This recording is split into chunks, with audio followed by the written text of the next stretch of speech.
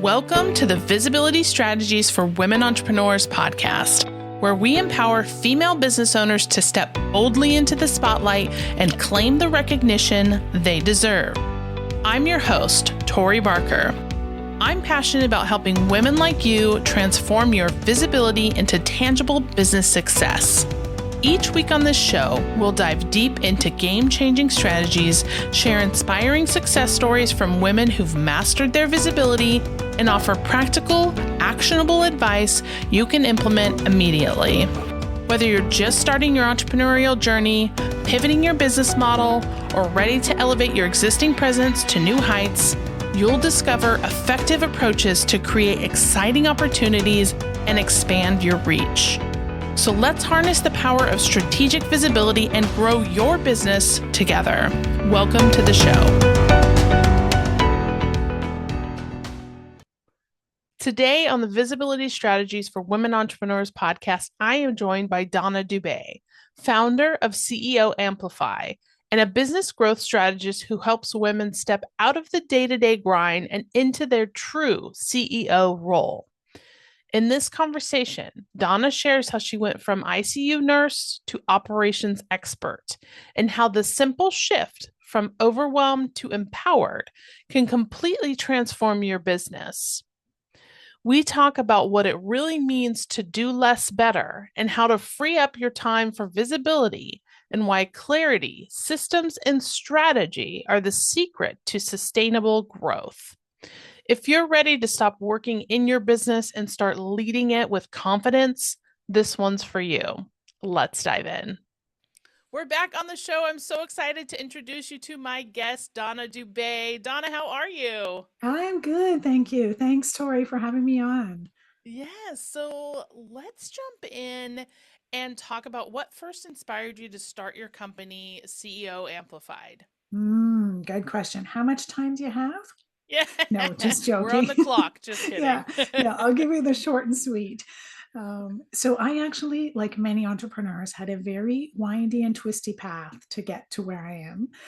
I actually started my career in healthcare. So I was an ICU nurse for a number of years and then had kids, the night shifts, the working, wasn't going for me. So ended up staying home with the kids when they were really young, then homeschooled them for a number of years. And then it was like, okay, now what? What am I doing for me? Right. Yeah. And so a friend of mine was running a business. I've always been very much into planning, project management, all those types of things just come naturally to me. So a friend said, hey, can you help me out? I've got this project. I need some help getting it to the finish line. So I dove into her business, and from there, got other referrals and was doing project management for a while. But I realized something.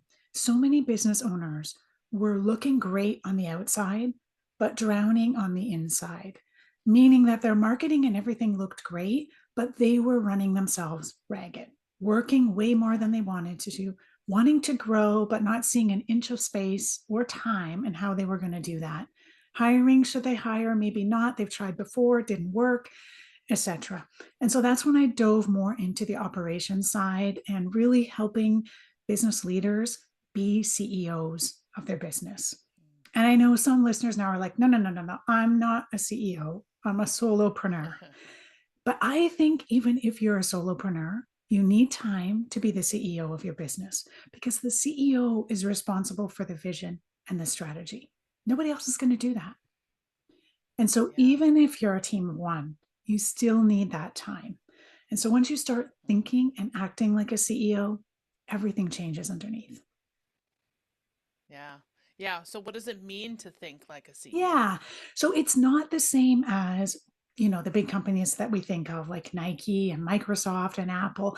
Of course, they've got a board of directors, they've got several VPs underneath them, and they're really getting reports from each of those areas. How's the sales going? How's the marketing? How's the, shipping? How's the operations? When we're a small business, it looks a little bit different because we don't have that huge team and board around us, but we still have to be looking at those same things. And so taking time each and every week to be reviewing some metrics, not overboard reviewing 25 a week because that's just confusing, but we need a few things to keep the pulse on our business. How is my revenue doing? How is this strategy that I just, tried out for the last 3 months on marketing? How is it doing? Am I getting a return on investment? How is my team doing? Are they at capacity? Can I hand more to them? These kinds of things we have to be reviewing regularly. And so this is one of the aspects Yeah. of starting to think like the CEO. Yeah, and I think if you don't, as a CEO, like you said, you have to kind of oversee every aspect of the business. And if you don't understand or keep a pulse on it, that's when things kind of get out of hand. And then, you're a month, 2 months, 3 months down the road, and you're like, wait a second, why is our traffic down? Like on our website, why is the traffic down? Or it's like, wait a second, you gotta like, I didn't check this and that wasn't plugged in or whatever it might be, and you're like, oh great. Yes, yes, exactly that. And you don't have to be the expert in all of those areas, Yeah, but you have to be noticing and monitoring, right? right. So I remember working with a client once, and when I first started working with her, she was not a numbers person by any means. She had an accountant, she had a bookkeeper. She didn't meet regularly with her bookkeeper. And in her eyes, if her bank account has a positive balance, she was doing good, right? And so she just needed some mentoring and some education there to say, you don't need to be a bookkeeper, but you do have to look at your Yeah, P&L, yeah, right? And compare that month to month, year to year, so you know where you stand. And if something's off, that's when you go to your bookkeeper and say, okay, what about this? What about that? Is this being categorized properly? But if you just don't look at it, you don't know where you stand. right. So what are or how can you build systems to help you not feel overwhelmed with these responsibilities, maybe prioritize certain things? Like, is there a system or a process that you need to implement or know when you have that CEO hat on? Yeah, for sure. I think the first thing to look at is that you don't need to do everything. You need to do what works for you and your business. So, meaning there are what, 5,000 different marketing strategies that we could put in place, right? So many different social media channels. You could do collabs, you could do all kinds of things. But you have to figure out what works for you, meaning it feels authentic, it's aligned with you, you enjoy doing it, and what gives you that return on investment.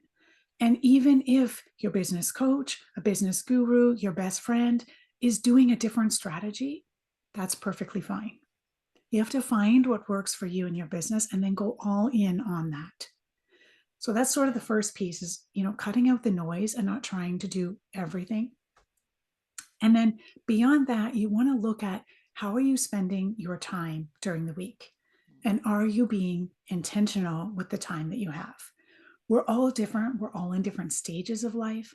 Some of us may want to work 20 hours a week. Somebody else might want to work 40. But if you're working more than you want to be, then that's a red flag that you're stuck in the weeds and there's an area for improvement there, right? What systems, what processes can you put in behind the scenes to make things easier? So, just a couple of yeah, examples. We all have a calendar, or at least I hope we all have a calendar software so that if someone wants to book a call with you, you don't have to do this back and forth. Oh, Tuesday at 3. No, how about Friday? No, right? Lots of those yeah, technologies exist in many other areas. So, even to take an example of podcast guesting, you can set that up to be much more automated. And you, as a podcast host, don't have to have your hands in every piece of it, right? They can yeah, learn about your absolutely. podcast. They can book a time. If you want to have a meet and greet with them beforehand, you can do that. They can book the actual recording. You can have a team member look after the assets, editing, and get that podcast out to the world and to the guest and Yeah. communicate with the guest. Mm. So, yes, you have to do your research to say, I'd like to have this person on and know something about them, Yeah. but you can remove yourself from a lot of the pieces. And that can happen in many different areas Yeah. of our business. And think about the time that frees up, if you think about having to go into detail on each of those pieces, it's going to be hours out of your day where you need to be spending your time doing X, Y, and Z, right? So if you put the time and investment in building systems and processes beforehand, that's where you free yourself up and work more efficiently in your business. Exactly, exactly. You know, another example, I was working with a client once and she was very creative and very much enjoyed being in tools like Canva and Adobe, creating images. Like that's just a passion of hers. Yeah. But she got to a point where the amount of time she was spending in there was now bottlenecking her Mm, business growth. yeah. And so tried to talk to her a couple of times about it. And then eventually I just used objective data and said to her, okay, what's your hourly rate? So she told me, so, okay, so for those 5 hours that you spent this week in Canva, playing with images and doing things you enjoy, that cost you and the business 5 times your Oh, hourly rate. yeah. You have a social media assistant VA over here who has capacity and is at much lower rate Mm, than you yeah. and also enjoys doing that work and is very good at it. Yeah. Right. And so, not to say get rid of all your passions, you can't have them, not at all. But again, we have to keep a pulse on how we're using our time and making sure that the majority of our time is spent on what I call growth tasks Love that. rather than maintenance tasks. Mm, yeah. So maintenance things are like, fixing something on your website, getting your emails ready to send out to your list, invoices, bookkeeping, those things that, yes, need to happen in your business, but critically asked, do they have to happen by you? Right. Whereas the growth task, this is directly tied to revenue growth. So being present in your groups and your programs and delivering your service to your clients, that's got to be you at the beginning for sure. Yeah. And then, sales calls. Most of us are still doing that in our business unless you have a team already who's doing that. Growth opportunities, collaborating, JV webinars, getting and teaching in front of other people's groups. All of these things are things that you are not going to delegate or automate to AI, to a machine, or to Yeah. another human, right? So Yeah. just taking a step back and looking at your week and saying, okay, last week I worked how many hours? How much of it was towards these intentional growth tasks? And how much was of it maintenance? And Yeah. most of us, when we do that, are believably shocked how much time Yeah. we're spending in the maintenance side. That reminds me of a book, Who Not How. And it's that same concept, right? Like who can take on this task, not how can I take on this task or how can I solve this problem. It's just kind of a shift in your mindset on what you're doing and why it's important for you to either delegate or to automate, depending on the task, so that you can free yourself up to do those growth minded tasks. I love that. So tell me, how does all this tie into visibility? Good question. Yes. And I'm sure your listeners are thinking the same thing, right? Again, it comes down to your time. So if we are able to take 10 or 15 hours off your plate by automating and by delegating, you now have those 10 or 15 hours to use strategically. So what's that going to look like? Maybe it's going to be doing more podcast guesting, more collaborations, right? More Yeah, teaching and promoting in other people's groups and sharing your wisdom. Maybe that's going to be analyzing some of your strategies and saying, okay, this one's really working. How can we double down on that? yeah, Right? Maybe that's going to yeah, be setting up an affiliate program or, looking at how am I going to get the people that are already in my world to continue with me in another level, in yeah. another program. So it gives you that space and that mental clarity to really start thinking strategically about getting more visible. Yeah, I love that because you have to set aside all of those automate or those administrative sort of things before you can clear up not only your mindset to be visible, but also the time to be visible and strategically visible so that you can meet the goals of that business growth that you have in mind. So it's so important to think about how you can do that and why you're doing that. Yeah, yeah. And even an example from my own business. This summer, I've been digging more into SEO and thinking, yes, I need to have a better strategy for SEO. It's something that I think we as business owners, we always know we should do, Yeah, but it never ends up at the top of the list, right?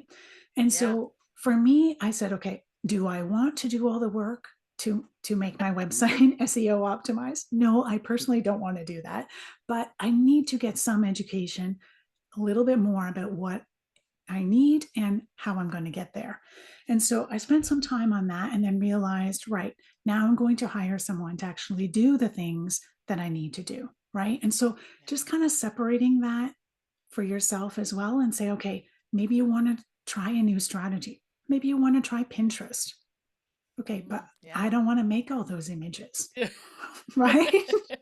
I don't want to post 5 times a day on Pinterest. Right, right. So if I really think Pinterest is the thing for my business, then I have to figure out how can I get that done without it being me doing the whole thing. Yeah. Yeah. So, looking ahead, where do you see the greatest opportunity for women entrepreneurs to amplify their impact and their visibility?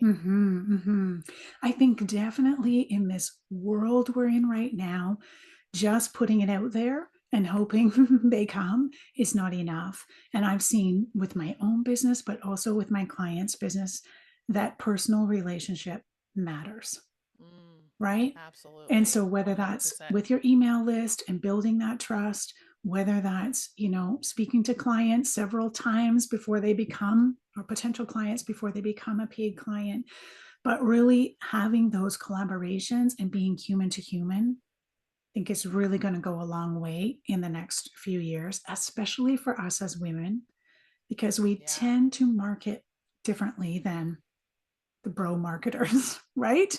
The pros. I love it. Yeah. Yeah.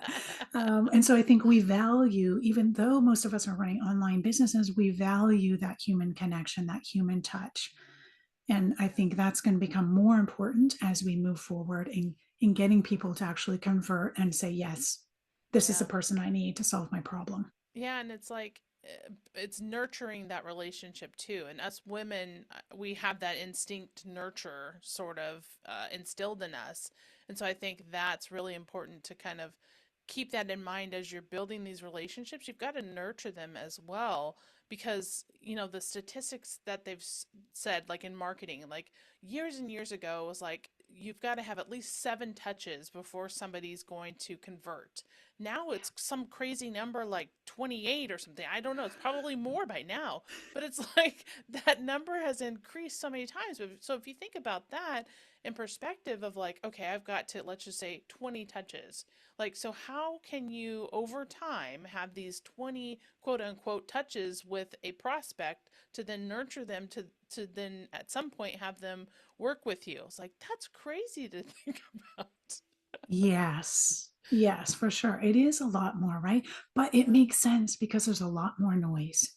Yeah. Very true.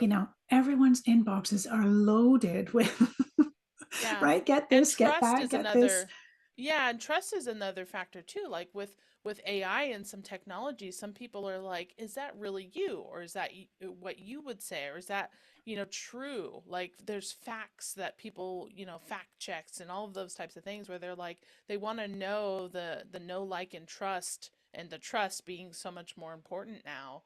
Yes. It's so interesting, Yes. especially for us women entrepreneurs, I think. For sure, for sure. And I think that's where doing things like having a semi automated process for testimonials Mm, is going to help you stand out as well, right? So someone gets yeah. in your group or is one on one, whatever kind of service or program you have, but you have a touch point there where you are reaching out, for their Yeah. thoughts and what they think about how their experience has been, so that you can then use that at a later time to help others make that decision.